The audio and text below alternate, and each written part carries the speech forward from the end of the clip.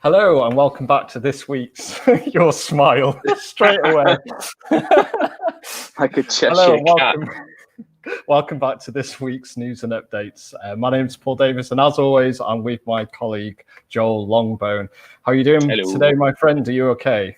I am very, very warm, like probably every one of our viewers. And yes, you might be able to hear laughing and screaming in the background, and that's because I'm at home, and it sounds like they're having a water fight, which I'd really like to be part of at this point because it is very, very warm. But mustn't complain, because we'll be complaining it's too cold in a month's time or something like that. But it's raining too much. So there we are. I hope you're all enjoying the nice weather. Yes. Well, yeah, I'm guessing more people will watch it later, won't they? Oh, the lab. Quite tropical in there. It's ridiculous. Yeah, it's been rather warm. Yeah. So, yes, as we said last week, we are trying to have days off. So Joel is having a day off today at home, hoping that he's enjoying the lovely sunshine with his family.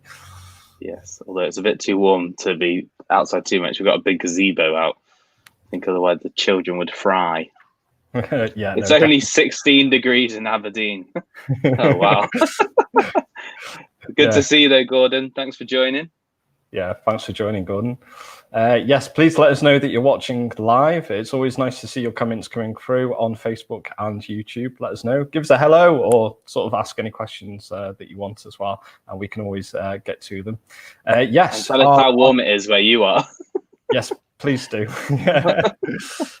Yes, our big news this week is, well, we had is weather related.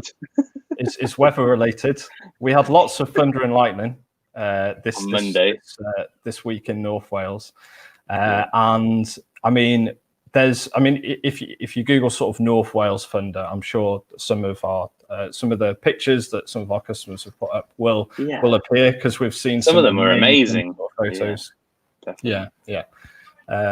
So yeah, have a look at those, and you'll get an idea of sort of how extreme the weather was here. But something else happened on Monday as well. As the downpour started to happen, we had a rather big package arrive at the door. One that we didn't expect, because we got told by the courier that it had been forgotten, so it was going to turn up on Tuesday instead. So Paul and I saw a van pull up, and we thought, no, surely not. And surely it was. Rain and thunder. So this gentleman, very kind gentleman, decided to take this large package down the kind of what do they call it, tailgate lift thing on the back with his pallet truck, and promptly required Paul and I to assist him in getting off onto the pavement. And we went, so the printer will fit through the door, but the pallet won't. So that was an interesting game, wasn't it, Paul? Trying to lift it up whilst it was raining. Because it was really light, wasn't it, Paul? It was only 177 kilos. I mean, I know you've been working out, Joel. I mean, I've let myself go a little bit, but that was not light. I haven't worked out enough for 177 kilos. Goodness me. At one point, I was lifting it, going, come on then, Paul, let's go. And he's like, oh, I'm supposed to be lifting. And Harry's like, yeah, Joel's already lifting it. I went, oh, my life. But I'm glad it had robust handles on it. Could you imagine dropping that? Oof. It'd have been in the basement, wouldn't it? Like, hello. Our new printer is here. Yeah. And it's 44 inches wide, the printing. It'll print 44 inches wide. Just short of 4 foot. Goodness me. Massive. Some of the comments come yes amazing. Gordon. Hernia territory. Hey, Trish said we can see that, Paul. Savage. Oh, that's brutal. Oh, brilliant. I love it. Keep it coming, guys. Keep it coming.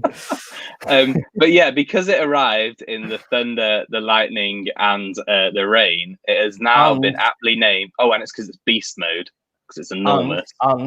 And because it's part of the 4000 series. What have we named it, Joel? Thor, the god of thunder. So the first image to come off it was the comic book character Thor, which resides on top of it at the moment, and we're going to have a vinyl made for it as well with Mjolnir the hammer. So yes, if you hear us referring to Thor, it's not some Norse god. It's actually our printer. So and the stuff that has come off it already. Wow, printed an A2 for Gary of his Osprey with the talons out, and it was amazing. So Gary was very impressed. So yes. So are we going to announce what we were talking about now or after? Nah, I don't know. We Okay, still we'll haven't got a full handle of this yet. Let's do it after. Yeah. So yes, a nice little segue into obviously Joel mentioning about Gary. Gary Neville. Bet you a Thor after moving it. Very good.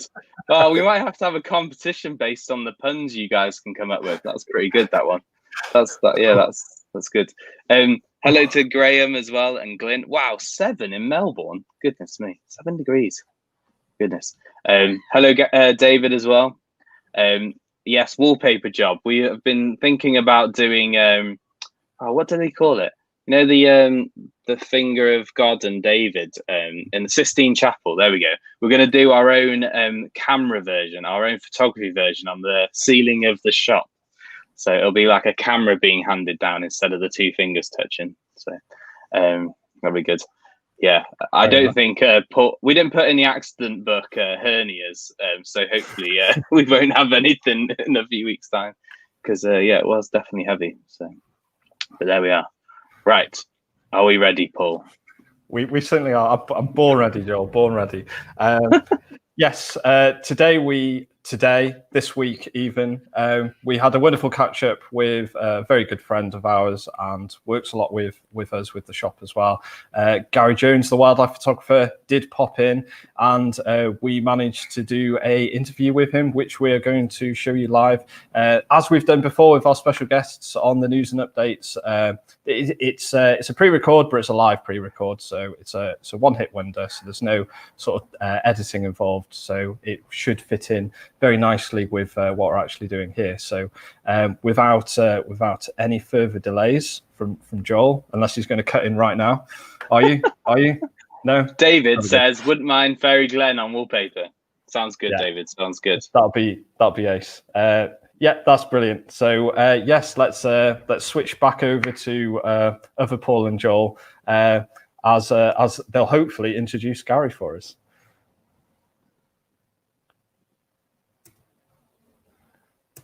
I will, but I'm going to keep the front bit in anyway. Fine.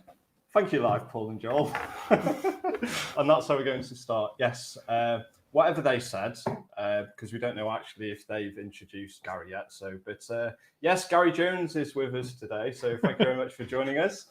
Good afternoon. I think Gary's starting to think he probably wishes he hadn't said yes. Yeah, well, he just, Gary came in and said, have you seen us on any of the lives yet? And you mentioned that you watched sort of Aidan's one, sort of, what was it, last night, was it? I caught up with it today, actually. Yeah, caught up with it today. So. This is like on Graham Norton, when they talk about stuff as if it's on a Saturday night, but it's actually recorded on a Thursday. Yeah. Do you reckon we're going to get a hold of it, at one point? I hope so. In 2 years' time, probably.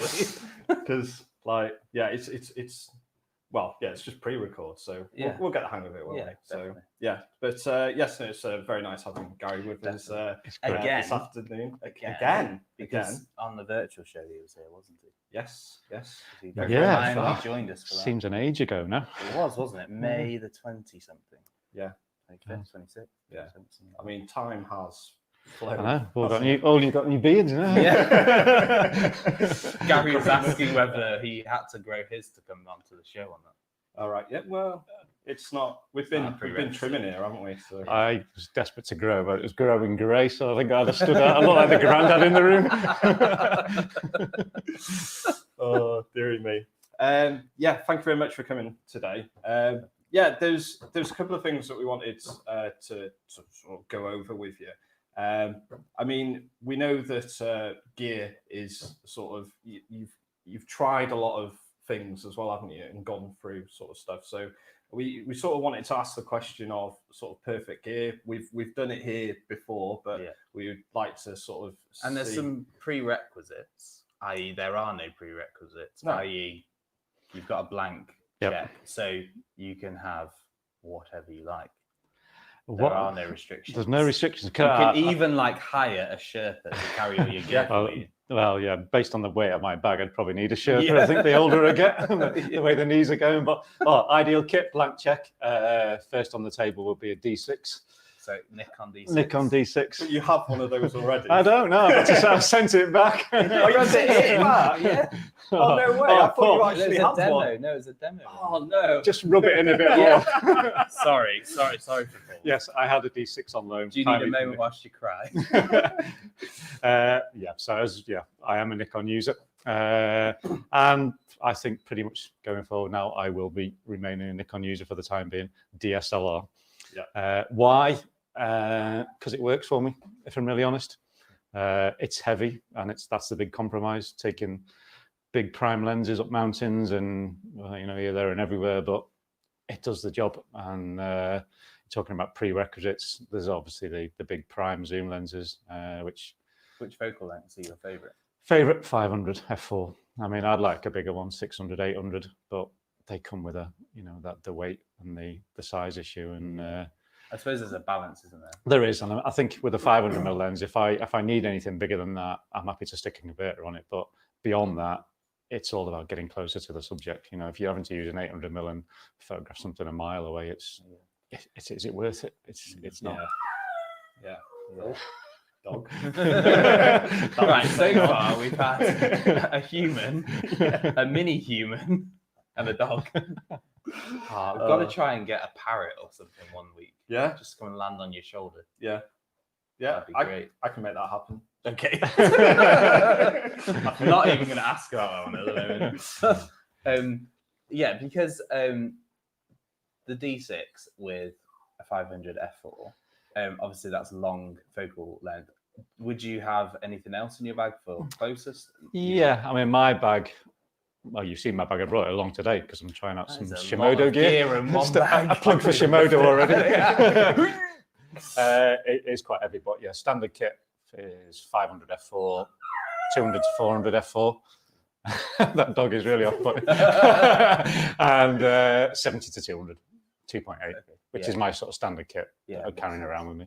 And the 70 would be the widest focal length. But more and more I'm doing more and more sort of wide angle stuff in terms of showing the subject in its environment rather than the really tight portrait shots of wildlife. So I think with wildlife photography now, so many people are doing it. It's going out there and looking for something different and trying to capture something different. And I think shooting wider is possibly a way forward. The way to go. Yeah.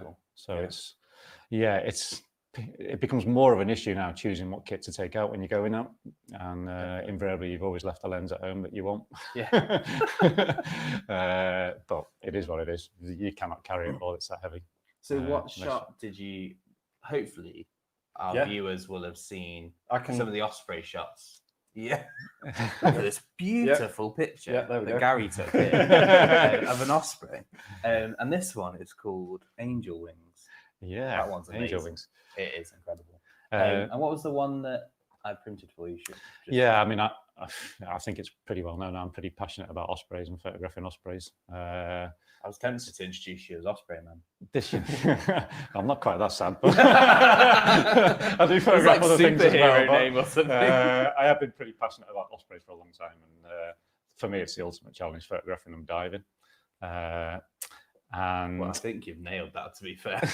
It was interesting actually because I was asked by Sarah actually, did I want to try the Nikon D6, which is a silly question. But she said, when did I want it? And I said, well, I'm going to Scotland to photograph ospreys diving. That would be a killer time to have it. And it was just awesome. Now, you've seen the images. It works so well.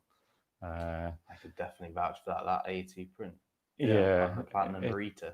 Yeah. It does look pretty special. Just the whole combination of like the focus of the Osprey, but the background as well just works really well. Yeah. And that little bit of reflection at the bottom, the colours. Pretty special. I mean, I've been doing it a long time now, and you miss more than you get. But when you get that really special one, it's a pretty special moment. Yeah, definitely. Yeah, there's definitely a dedication to the art when it comes to wildlife photography. Yeah, I mean, I do lots of, I do beginners workshops, and taking aside all the technical stuff, all the kit and everything, the one single most important thing you need for wildlife photography is patience and bags of it. Because I think that's why I wouldn't be able to be a wildlife photographer. Yeah. I don't think I could wait there for hours and hours waiting for one, because I'd be really gutted if one didn't end up turning up. I think that's it. I think, it's getting over yourself and sitting there for 6 hours and not getting anything and being able to walk away and think, well, there's always tomorrow. No. I have to. Do you play chess with yourself? To be honest, I missed a really good shot up in Scotland by leaning down and messing around with my phone. So I now switch the phone off and put it in my bag. Take away temptation. Definitely. But yeah, it's all about concentration, focus, and patience more than anything. You will get nice shots if you stick it for an hour or two, but I think the longer you're at, it depends on what you're photographing as well. The more, obviously, the more time you put into. I suppose it's similar to like even landscape photography in the sense like you're waiting for that perfect. Like I was speaking to a customer the other day. Like, I could never be a landscape photographer. I was like, why is that? I can't be bothered waiting more than 5 minutes to get my photograph. It's bizarre. It's bizarre. There, it's not, and I'm off. It's bizarre because I used to play around doing landscape stuff, and I stopped doing it. And somebody asked me, "Why have you stopped?" And I haven't got no patience. I couldn't sit there all day waiting for a cloud to roll over. But you're sitting in a hive for 7 hours waiting for an osprey to dive. I take the point, but it's a bit different. Yeah, and that's what you like doing, isn't it? And I suppose light is more of a subjective thing, whereas you either have an osprey in your picture or you don't. Yeah. It's pretty objective, isn't it? Like it's there or it's not. Whereas the way the light plays on a landscape is. I think probably first and foremost is I'm just a wildlife lover. So for me, it's about the wildlife and being out there and seeing it. The photography is brilliant, but it's not the be all and end all. I suppose that probably makes a big difference as well, in the sense that if you weren't passionate about a certain animal, then you probably wouldn't bother waiting for it. Whereas you have that passion for lots of different wildlife, and generally or holistically wildlife. But I think that's quite an interesting thought process for a lot of photographers, because they probably don't really realize the effort required on your part. I think so. It's not just having the right camera and maybe the right day for the light. It's also the right time for them actually to be there. And to dive and get that fish or whatever. So, cool. Now, interesting. You have a D5. I know what's coming. You have a D5, and you would really, really like a D6. But why not have something without a mirror that flips the way? As you know, I've been there and tried it.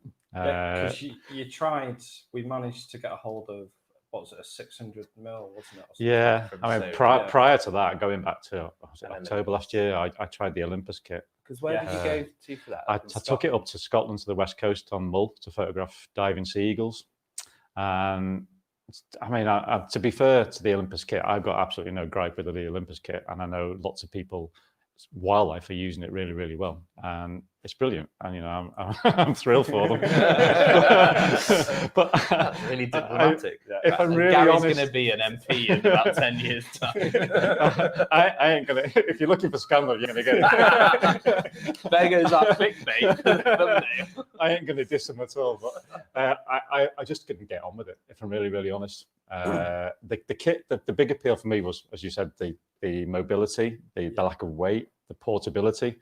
So I took the Olympus kit photographing sea eagles, and I would say my hit rate for diving eagles with my Nikon kit is pretty much 100%. Wow. And it was probably less than 50% with the Olympus kit. But to be fair, I'd only had it a few days.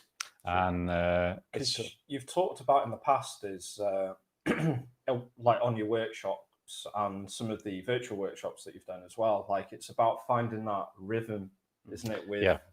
With your gear, and obviously if you've had that sort of built up with the Nikon gear, then it helps. The biggest thing is muscle memory, because you're using bigger Nikon Pro bodies, and then all of a sudden I've got this little thing in my hand, and I don't know how many times I press video record instead of back button. And I guess in time it would come, and you'd get used to it. So I didn't sack the Nikon, the Olympus kit off. I used it for the full full hit of the trial and just let them have it back, really. And I always sort of said that I wouldn't compromise on quality, and I could see the quality of my images was going to suffer as a result of it. So, but that's not to say it's not good kit. I'm not dissing Olympus by any means whatsoever. No, I think it's. I think everyone knows it as well. Is that if you want something that's half the size, then you're going to take a little hit in that image quality, aren't you? And it also depends what you're trying to achieve. Yeah. Because if carrying, for instance, a Micro Four Thirds system got you closer to something because you couldn't take, or if you're traveling, for instance, and you were going to Spain on, a budget airline, we won't mention any names, and you only had one bag, and you had like a pair of trousers and a t-shirt, and then your gear. There's no way you'd be taking a 500mm f4 and a D5 body. That's one of the big appeals. It's a major headache traveling with that kit. Whereas we've had customers who've got Olympus gear and they get some very, very good shots. Yeah. Like you couldn't argue with them. And they can get it all in one bag. Yeah. And it's like focal length from kind of 12mm up to essentially 800mm all in one go. And then you obviously have the pixel count and what size you're printing. That's always an argument. And that's going to be an age-old argument probably for the next 100 years at least. I think it will keep going. But to touch on a point, which is something that we bring up in the shop a lot with people who come in for cameras, is they're like, oh, I want the 5D Mark IV or the D6 or the Sony A9. Why? Because it's the best camera. Yeah. But then, like, you had the top of Sony and the top of Olympus, but they didn't work for you. And so it's almost null and void if it's the best camera you can buy, but it doesn't feel right. Like if you're a chef and somebody goes, here's the best knife, but you're used to that knife you've used for years and you've got everything in your mind to chop really quickly. And then you go and get another knife and you chop the end of your finger off because you're not used to it. Or a car, you get in. So somebody will say, oh, I really want a Lamborghini. But would you actually want to use a Lamborghini every day? Probably not. You'd probably go for like a BMW or an Audi or something like that because it has that kind of compromise or fits you in a certain way. And I think gear has to do that for you as well. You have to have that ability to just pick it up and go, because I imagine you work in darkness or you have to work in silence, or you're like, I don't want to look down and mess with settings when you just want to get the shot. That's it. I mean, I've been using the kit for that long now. And the beauty of going from the D5 to the D6 was the setup was exactly the same. So I just took the camera out of the box and started using it, which is fantastic. But it is, you're right, it's completely subjective. And I've always said that no matter what kit you're using, if you're happy with it, that's the most important thing. And I think the biggest issue or worry at the moment is people are becoming like sheep because everybody's jumping from DSLR to mirrorless, thinking, I'm going to do it because somebody else is doing it, I'm going to do it. But it's been brilliant to be able to try the kit. You mentioned Sony as well. We had the Sony kit and they kindly lent with the 600 f4, which is a bloody expensive lens. So it was really nice to use it. But similar situation, beautiful glass on the end of the camera, but just could not get on with the small camera. Didn't feel right. It just didn't feel right. And then furthermore, on the whole branding, Nikon, you're obviously used to their raw shots and you can convert them and you know what colors you're going to get and how hard you can push a file. But how did you find working with an Olympus file or Sony file? If I'm really honest, I found it hard to work with the Olympus in terms of what you could do with the image. Okay. But again, that's not being unfair on me. It's just me comparing that to what I was doing with the Nikon. The Sony was a bit more forgiving because it was full frame. And I like the quality of the Sony images. But again, it was just the feel of the camera and that muscle memory issue, you know. Because you even said going from Nikon to Sony portraits, you really struggle to get your skin tones. I'm still struggling. Looking the way that you want them to look. And I think that's a big issue, isn't it? Technically as well. I mean, you know, if you look at, I don't know, these charts and all this sort of good old MTF chart. Whatever they are, you know, technically, the camera that I'm using at the moment theoretically records more data, so I should be able to do more with it, but I can't, I'm still not quite there. So, moving across has still been, still quite a difficult process. You kind of go back to that analogy of being a chef, that if you're used to ingredients from a certain place and a certain cooker and certain saucepans and stove, like most chefs would hate an electric stove because they're used to gas and the way that you can influence that. So you go back to like ingredients, which is your colors, and you're not getting the flavors and the taste the way that you expect it to. And I think people forget that. And it's quite a big jump. Like it's like wedding photographers with Canon. Yeah, it'd be very hard to pry a Canon out of a wedding photographer's hand. The skin tones just work. Yeah, they just work, and once again, it's come back to that sort of, because it's even we talked about muscle memory in the camera, but it's muscle memory in your editing as well, isn't it? It's just like it probably takes you like a few minutes for each image if you. It does. I mean, I process mine through Lightroom. If I spend more than 2 minutes on an image, it's too long. I want it in there, few tweaks, job done. If I've got to start playing around with it to get the best out of the image. Especially the amount of shots you probably rattle off. Yeah. What size card do you use? The biggest card I use 128 gig. Okay. I kind of expected that to be like 512. Yeah.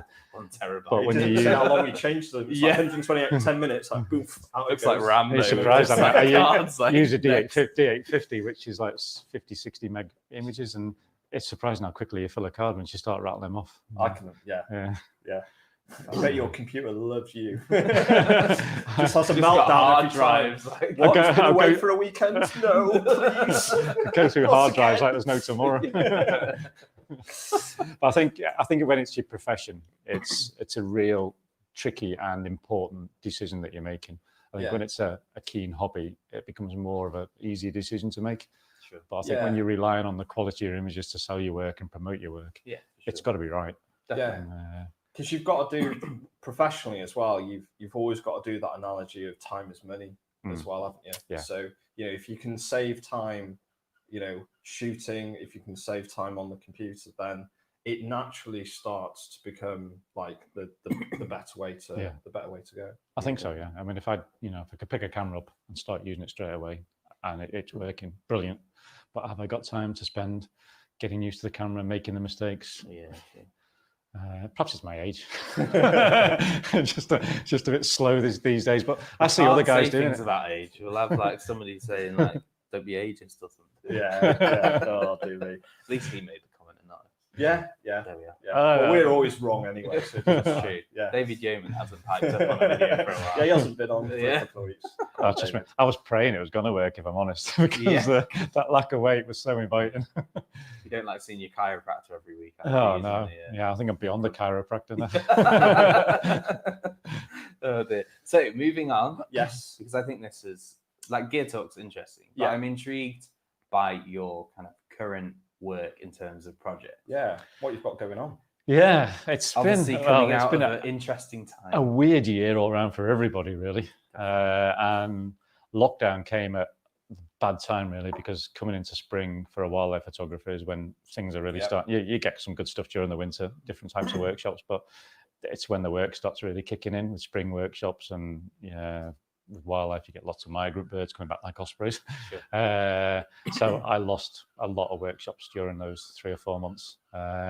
But it made me concentrate on different things and look at different things. One of the big things as a wildlife lover was I spent more time looking around my local area, and we found fox dens, badger sets, which was fantastic. 10 minutes from the house to be able to walk and photograph badgers was amazing. Did you know your daily exercise? Yeah, didn't even know they weren't. Yeah, that was it. To say, daily dog walk, and I'm thinking that looks like a badger run through the. I'm thinking, oh God, it's a badger set. Back out, a few peanuts, camera, and then bingo. So it opened my eyes to what we had on the doorstep, and looking more online. So obviously I did the virtual workshop with you guys during lockdown, but doing my own stuff as well on Zoom, which has been fantastic. Yeah. So it's a new platform going forward to do different things. Because they went really well, because you had like people tuning in from super all over the world, didn't you? Yeah. I mean, we linked up with Yolo Williams as well, because I've been doing these sort of stand-up tour with him in person, but obviously we couldn't do them anymore, so we went virtual with them on Zoom, which was phenomenal. But it's connecting you to customers that I'd never connected with in different parts of the world. It's who look at you on social media but could never in the real world before lockdown contact you or be part of what you were doing. But with the Zoom platform, it was fantastic. Doing workshops with people in New Zealand was like really weird. That is something that's interesting when they pop up on our things, and you see someone from another country, like that's cool. It's cool to know that people are watching. Yeah. And moving forward, it's obviously we're coming away from the online stuff now. One quick question. Yeah. Did you do what every wildlife photographer and every photographer who was locked down, take any macro shots? No, it reminds you, I've still got your lens. That was a bit of a dig to return the lens. No, I didn't even know.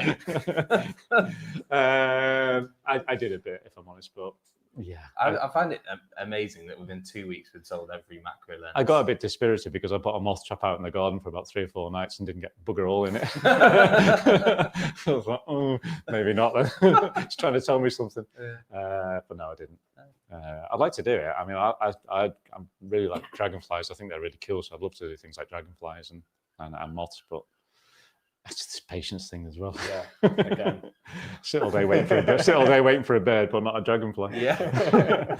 But yeah, going forward, it's pretty much back into full gear now. Yeah. I'm off to just come back from Scotland. You mentioned that, doing ospreys. So it was a really successful tour, which is fantastic because I didn't think maybe 6-8 weeks ago that was ever going to happen with lockdown being eased in Scotland, but it all fell into place. That was a really cool trip. But there's loads coming up. I'm off to Bridlington next week. We're doing a diving gannet experience off the East Coast, which is always a really popular trip. That's really cool. And then the week I'm back for a couple of days, and then we're up to Mull for a week doing seagull workshop. I won't be photographing. I look after my clients when they're on the there we go. Yeah, that's another reason to get on one of Gary's workshops. No, I don't. Have you got a list of all the workshops? Yeah, there's a few coming up, isn't there? So there's places left in October. So we've got the Bird of Prey. Yours sell out really quickly, don't they? Yeah, like I do. Bird of Prey one sold out, like the initial one sold out. Yeah, I mean, we released this Bird of Prey workshop in conjunction with yourselves over at Gauntlet, and it's sold, I think, in less than 2 days, 10 places, which is brilliant. So it's a second date up from that in November now. So it's phenomenal. I just think everybody, because we've been locked down for so long, they want to get out. They want to get out and about. Freedom, which is fantastic for me because it's filling the workshops, but purely just to see people out enjoying spending time with their cameras is brilliant. Good for people in terms of just mental health as well as it, and also the passion of photography. If you got sick and tired of macro after 2 days, to be able to go out and photograph. Like stuff and travel around the country as well. I think that's very cool as well. I think so. It's presenting its own challenges, obviously, with the restrictions and the social distancing, but there's ways and means of working around it. You can still do stuff safely, and which is what we're striving for at the minute. And just getting back out there and sort of enjoying yourself, really. So, yeah. But now all the workshops are on the website, which I'm sure you'll post the link. What is your website? It is gjwp.co.uk. That's brilliant. Sounds like Gary J. Floats above your head. And you're on social media. Facebook, Facebook's probably the most popular platform. I think I've done up to about 25,000 followers on Facebook, which is phenomenal. It's brilliant. Not quite cracked Instagram yet, but we're getting there slowly. Everyone keeps telling me it's a younger person's platform, but it's a bit ageist. We're going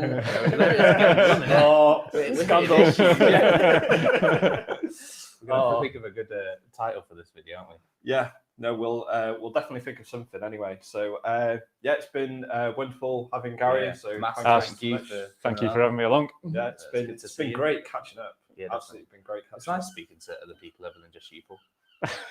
I love speaking to you too, but having an extra person to speak to is great. I got a shovel here. I got a JCB. Oh, that's brilliant. So, just before we hand back over to other Paul and Joel, so the live Paul and Joel, as Gary said before, make sure you check out his website, which we will put in the description, and also check out the workshops that he's got going on as well. So, back over to you guys. Great.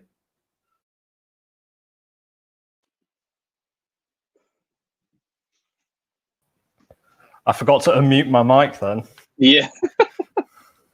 Amateur. I think we're the superior Paul and Joel, I reckon, because we're the live. Yeah. There was I look more tanned in the other one though. I look really pasty in this one today. Oh dear. Yeah. Oh, no, it's really good talk though. I hope you all enjoyed it because we really enjoyed it. Gary's great. Love getting to chat to Gary. Such a down-to-earth, humble guy, and is very good at his photography. That's for sure. Get some stunning images. And as we've said many times, make sure you check out his website. We have put a link in the description of this video. So click on that link. You can see all of his wonderful, amazing pictures that he's got on there. And also there is a workshop section in there as well to browse through and see if any dates will work with you. So, yes. Interesting comments. No compromise with Olympus. It's the user. Okay, that's cool. I think, like Gary said, he mentioned some photographers who are very good at wildlife photography and use Olympus, and like a few spring to mind. Tesney Ward is getting some great shots with the Olympus, and Andy Rouse is getting great shots with the Olympus as well. Even so good that he almost broke the internet when he was trying out an Olympus system and everybody thought it was the new Canon mirrorless. So that was interesting. Definitely agree with Mel. Each their own system. Hybrid. I always wonder how that would work. You know, like if you could make your own camera system, like bolt it all together with the menu system that you liked and had the sensor that you liked and things like that. It'd be interesting. It's never going to happen. It's just simply not going to happen, but it'd be interesting. Gordon's sympathizing with a raw file size on an 850. Yeah, it's pretty enormous. It's ridiculous. Glad you enjoyed it, Trish. It's really good.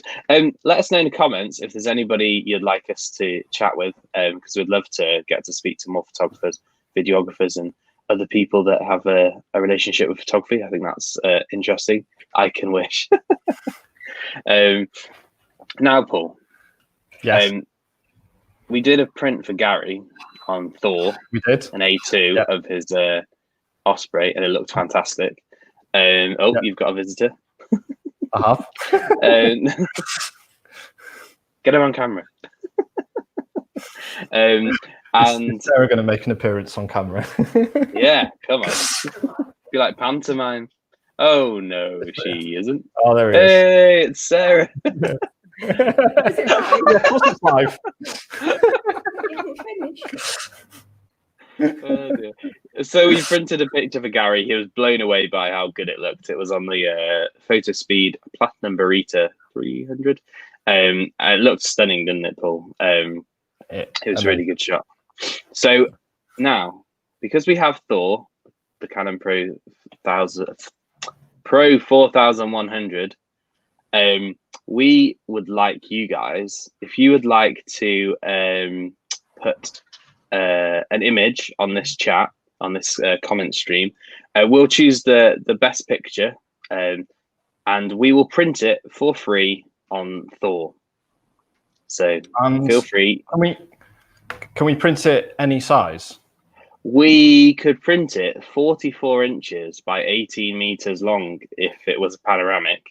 That would cost an awful lot of money for us. But if somebody has an image that would hold up at 44 inches wide and 18 meters long, I will print it, because I'm a man of my word.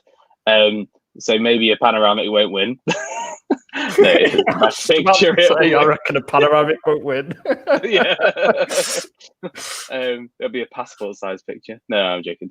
If you'd like to try and get one of your images printed, A2 we could do. That's no problem, David. Put it on here, and we will choose the best one, and we'll print it for you. Because we really want to show you guys how good our printer is. And we're very passionate about photography and all aspects of photography. Obviously, we sell a lot of camera gear and lenses and things like that. But we all 18 meters be ready by Christmas. Yeah, maybe. I don't know. That A2 only took about 4.5 minutes. It was well fast, and that was like the highest quality you could go as well. I just post a small picture, and then we'll PM you or email you or call you to get the big image off you, the best quality. We will not be printing any Facebook quality images on that printer because it'll look awful. But yeah, pop it on there because we are really passionate about printing and seeing a photograph fulfill its destiny and be printed on paper. We're very big into images being printed because images are great on the screen, but we love the fact that you can see it and the way that paper brings a picture alive a lot of times, especially textured paper and things like that. So yeah, pop your pictures on here. We'll give you a week, do you reckon? Yeah. Until end of next one. Yeah. Okay. We'll announce it next week. Then it'll give us another week to print it for you. So you have 1 week to get your picture on here, and then we'll private message you to get the original file off you. We'll get it printed for you on photo speed paper because they do really, really nice papers. So yeah, get cracking, people. It would be great to see your lovely images because we know you know how to use your cameras. So yeah, it'll be exciting to see. That's brilliant. So yes, please post your comments and pictures below and we can get those done for you. Any final thoughts for this week, Joel? Don't get a heat stroke, like I'm pretty sure Paul did the other day. So drink plenty. Have a great weekend. And we look forward to seeing your pictures because I'm well excited about doing some more printing. I did a moonshot for one of our customers on some NST bright white photo speed 315 and it looks fantastic. The blacks came out so well, and the little bit of texture added to the kind of the texture of the moon surface. So yeah, get putting your things on there and printing, and obviously we can print for a fee normally as well. So if you want to know that, just contact us and we'll help you with your paper choices and help you make the most of your images in print. That's brilliant. Well, thank you very much for that, Joel. And thank you for everyone tuning in live. It's always lovely to see you live. And thank you so much for all your wonderful comments that we've had this time. And hopefully we'll have many, many more once this video goes onto our Facebook and YouTube pages. Obviously, if you are watching this on YouTube, make sure that you are posting those images onto our Facebook video opposed to the YouTube video. That's best where we can see your pictures across. Make sure that you like, share and subscribe to our channels, so our Facebook and YouTube pages. The more you share and the more you like our videos helps us grow and hopefully share the wonderful work that we're doing here at Cambrian. So that's it for this week. 3 images. You're allowed to post 3 images in response to Stephen Morris. And also, I just would like to show this one. Yes, #0 for Paul. Crack on. How's that even still a thing? I don't know, but it looks like it's good. Yeah. Cheers, guys. Bye. Bye-bye. Bye-bye for now. Bye.